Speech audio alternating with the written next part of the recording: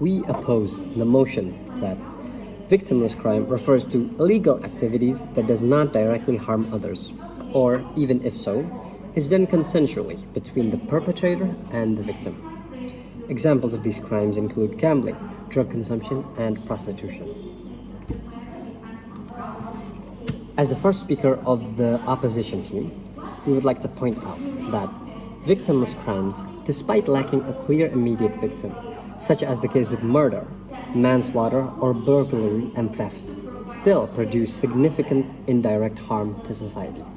Destabilize social structures, fuel organized crime, and impose heavy economic and health burdens.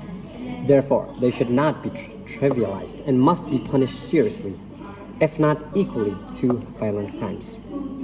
The government said that incarceration towards these groups is unjust and ineffective because it doesn't give them the opportunity to better their life. But incarceration towards this group is exactly the reason why we have the criminal justice system and why society trusts in the government to carry out those punishments. And incarceration towards these groups will create a more stable and safer environment for society.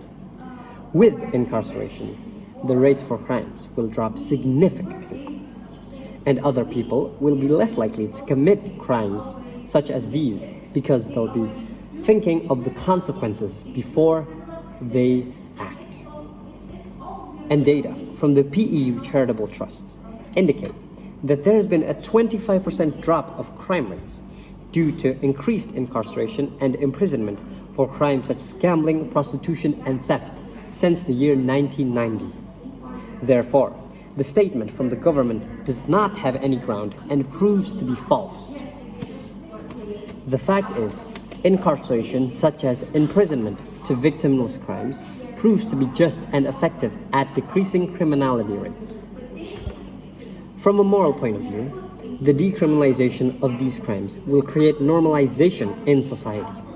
This will create a moral decay that will affect other societal groups. For others, this act of decriminalization will make crimes such as gambling, drug consumption, and prostitution seem normal and will be accepted as part of society. If this continues to be the case, what will our society look like in the next few years? The quality of society will surely plummet.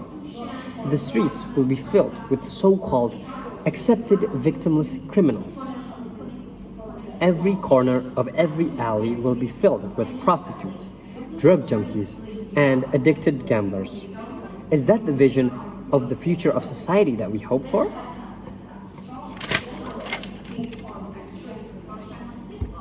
The single statement from the government side claims that no other individual is harmed by these crimes is not fully correct, as this doesn't account for the effect on the family and friends of these criminals.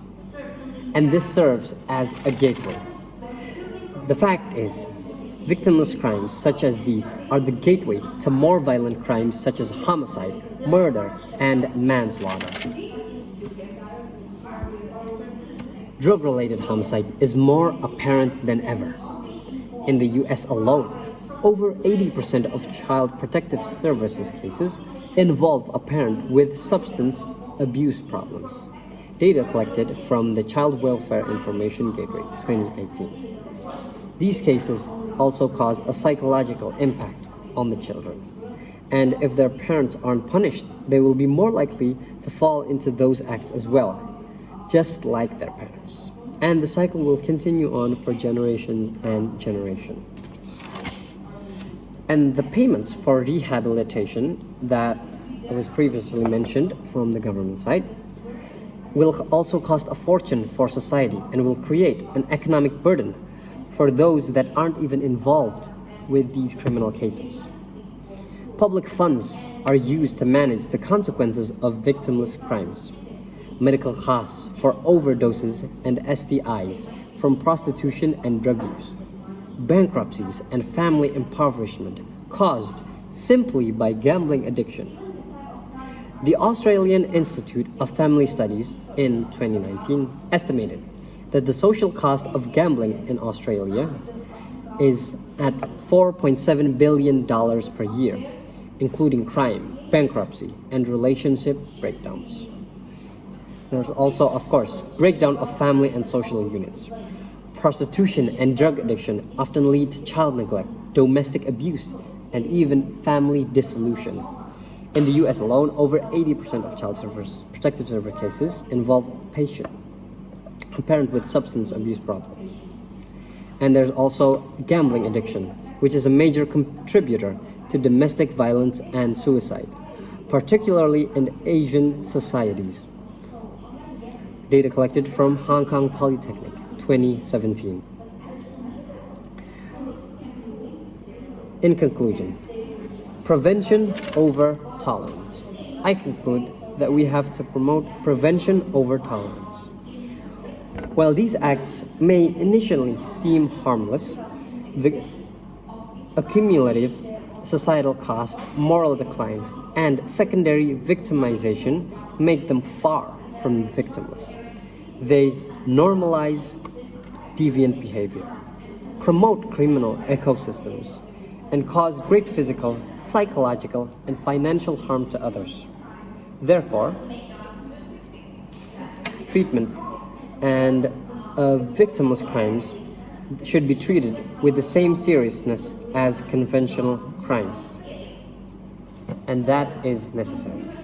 Thank you very much.